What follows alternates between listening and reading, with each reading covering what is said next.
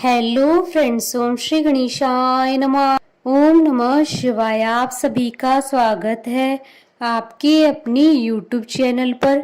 Friends, आज हम आपको इस वीडियो में बताने जा रहे हैं श्रावण मास महात्म के 9वें अध्याय की कथा के बारे में, जिसको सुनने मात्र से ही सभी मनोरथ होते हैं शीघ्र ही पूर्ण। फ्रेंड्स, वीडियो शुरू करने से पहले आपसे रिक्वेस्ट है, अगर आप हमारे चैनल पर नए हैं और आपने अभी तक चैनल को सब्सक्राइब नहीं किया है तो प्लीज़ सब्सक्राइब कीजिएगा चैनल को, साथ ही प्रेस कीजिएगा बेल आइकन को, जिससे नए वीडियो से रिलेटेड नोटिफिकेशन आपको तुरंत प्राप्त हो सके। और वीडियो पसंद आने पर वीडियो को लाइक और शेयर जरूर कीजिएगा, ताकि सभी भक्तों को इस वीडियो का लाभ प्राप्त हो सके। और कमेंट बॉक्स में ओम नमः शिवाय जरूर लिखिएगा। श्रावण मास महात्म सब प्रकार के विघ्नों का नाश करने वाले तथा सारी सृष्टि का पालन करने वाले श्री गणेश जी तथा ज्ञान की दाता देवी श्री सरस्वती जी तथा सब पुराणों के कर्ता श्री व्यास जी तथा श्री गुरुदेव जी के चरण कमलों में नमस्कार करके भगवान की श्रद्धा और भक्ति रस में डूबे हुए श्रावण मास महात्म की कथा कहती हूँ। शुक्रवार जीवंतिका व्रत की कथा। ईश्वर बोले, हे सनत कुमार, इसके बाद अब मैं शुक्रवार व्रत का आख्यान करूंगा, जिसे सुनकर मनुष्य संपूर्ण आपदा से मुक्त हो जाता है। लोग इससे संबंधित एक प्राचीन इतिहास का वर्णन करते हैं। पांड्य वंश में उत्पन्न एक सुशील नामक राजा था। अत्यधिक प्रसन्न करने पर भी उसे पुत्र प्राप्ति नहीं हो सकी। उसकी सर्वगुण संपन्न सुकेशी नामक भार्या थी। जब उसे संतान न हुई तो वह बड़ी चिंता में पड़ गई। तब स्त्री स्वभाव के कारण अति साहस युक्त मन वाली उसने मासिक धर्म के समय प्रत्येक महीने में वस्त्र के टुकड़ों को अपने उदर पर बांधकर उदर को बड़ा बना लिया और अपनी प्रसूति का अनुकरण करने वाली किसी अन्य गर्भिणी स्त्री को ढूंढने लगी। भावी देव योग से उसके पुरोहित की पत्नी गर्भिणी थी। तब कपट करने वाली राजा की पत्नी ने किसी प्रसव कराने वाली को इस कार्य में लगा दिया और उसे एकांत में बहुत दंड देकर वह रानी चली गई।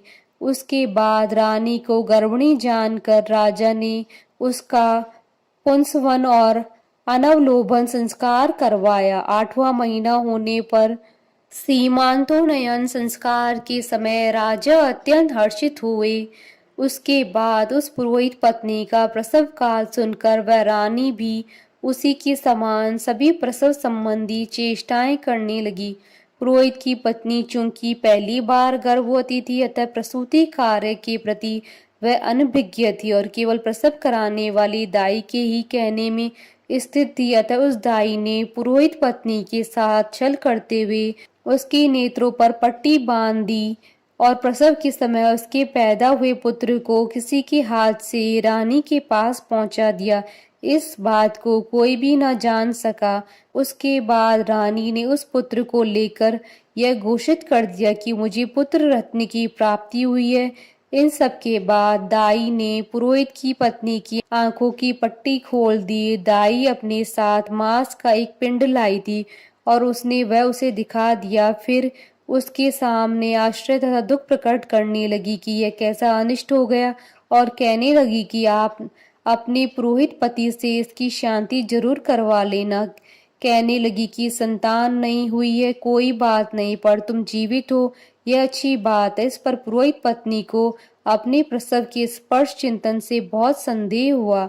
ईश्वर बोले, राजा ने पुत्र जन्म का समाचार सुन जात कर्म संस्कार कराया और ब्राह्मणों को हाथी घोड़े तथा रथ आदि प्रदान किए।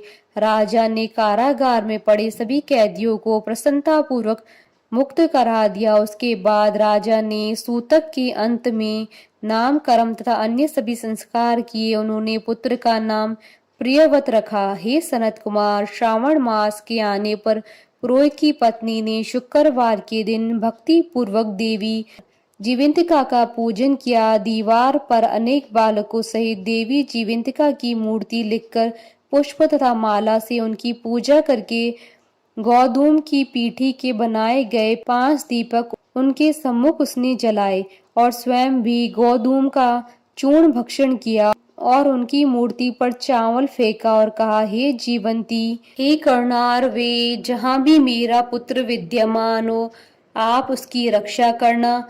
यह प्रार्थना करके उसने कथा सुनकर यथाविधि नमस्कार किया। तब जीवंतिका की कृपा से वह बालक दीर्घायु हो गया और वे देवी और उसकी माता की श्रद्धा भक्ति के कारण दिन रात उस बालक की रक्षा करने लगी। इस प्रकार कुछ समय बीतने पर राजा की मृत्यु हो गई। तब पितृभक्त उनके पुत्र ने उनकी पारलौकिक क्रिया संपन्न की। उसके बाद मंत्रियों तथा पुरोहितों ने प्रियव्रत को राज्य पर अभिषिक्त किया। तब कुछ वर्षों तक प्रजा का पालन करके तथा राज्य भोग कर वह पितरों के ऋण से मुक्ति के लिए गया जाने की तैयारी करने लगा। राज्य का भार वह वृद्ध मंत्रियों पर भक्ति पूर्वक सौंपकर और स्वयं के राजा होने का भाव त्याग कर उसने कार्पटिक का भेष धारण कर लिया और गया के लिए प्रस्थान किया। मार्ग में किसी नगर में किसी गृहस्थ के घर में उन्होंने निवास किया। उस समय उस गृहस्थ की पत्नी को प्रसव हुआ। इसके पहले षष्ठी देवी ने उसके 5 पुत्रों को उत्पन्न होने के 5वें दिन मार दिया था। यह राजा भी उस समय 5वें दिन ही वहां पहुंच गया था।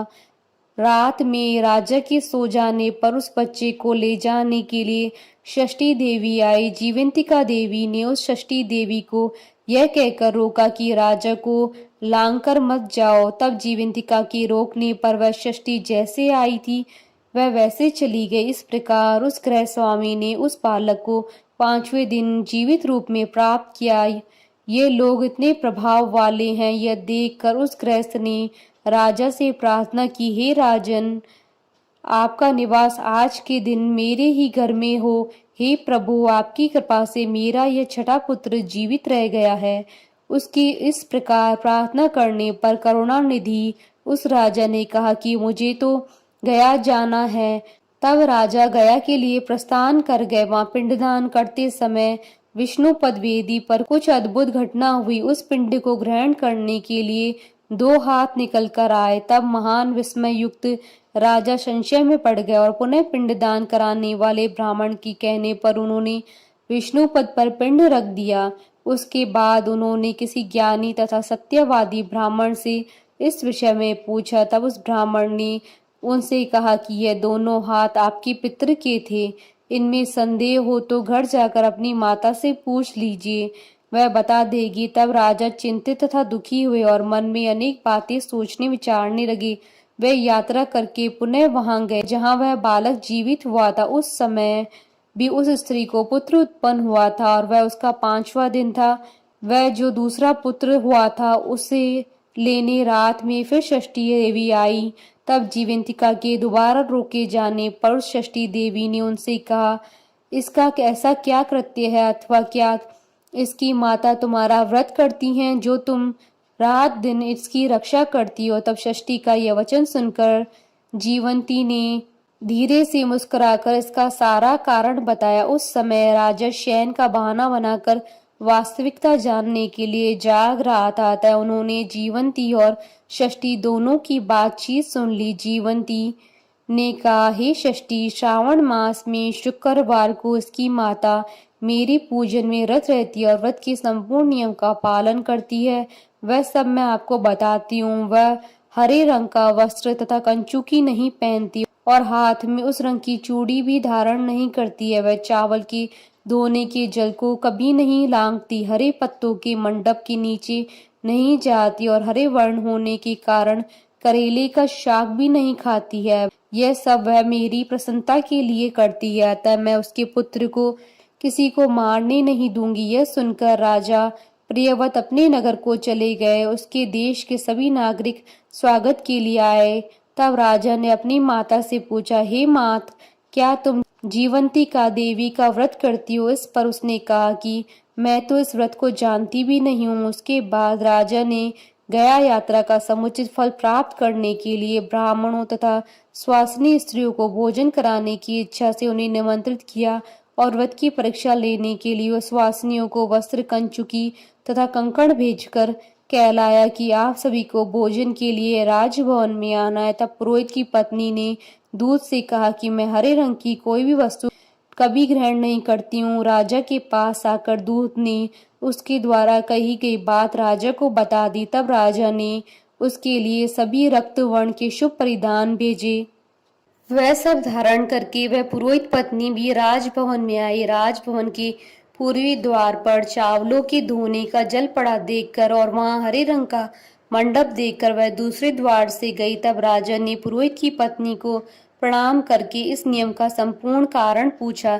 इस पर उसने इसका कारण शुक्रवार का व्रत बताया। उस प्रियव्रत को देखकर उसके दोनों स्तनों में से बहुत दूध निकलने लगा। दोनों वक्ष स्थलों ने उस राजा को दुग्ध की धाराओं से पूर्ण रूप से सिंचित कर दिया। तब गया में विष्णुपदी पर निकले दोनों हाथों जीवंतिका तथा षष्ठी दोनों देवियों के वार्तालाप था।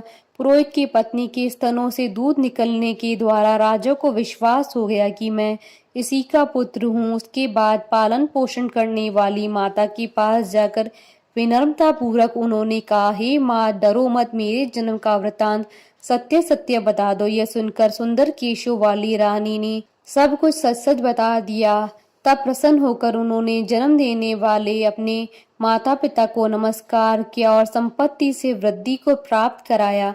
वे दोनों भी परम आनंदित हुए। एक दिन राजा प्रियव्रत ने रात में देवी जीवंती से प्रार्थना की, हे जीवंती, मेरे पिता तो ये हैं, तो फिर गया में वे दोनों हाथ कैसे निकल आए थे? तब देवी ने स्वप्न में आकर संशय का नाश करने वाला वाक्य कहा, हे प्रियव्रत, मैंने तुम्हें विश्वास दिलाने के लिए ही यह माया की थी, इसमें संदेह नहीं है। हे सनत कुमार, यह सब मैंने आपको बता दिया। श्रावण मास में शुक्रवार के दिन इस व्रत का अनुष्ठान करके मनुष्य सभी मनोरथों को प्राप्त कर लेता है। इस प्रकार श्री स्कंद पुराण के अंतर्गत ईश्वर सनत कुमार संवाद में श्रावण मास महात्म्य शुक्रवार जीवंती का व्रत कथन नामक 9वां अध्याय पूर्ण हुआ। बोलिए भगवान शंकर माता पार्वती जी की जय। हमारे साथ इस वीडियो में अंत तक बने रहने के लिए आपका धन्यवाद। ओम श्री गणेशाय नमः। ओम नमः शिवाय।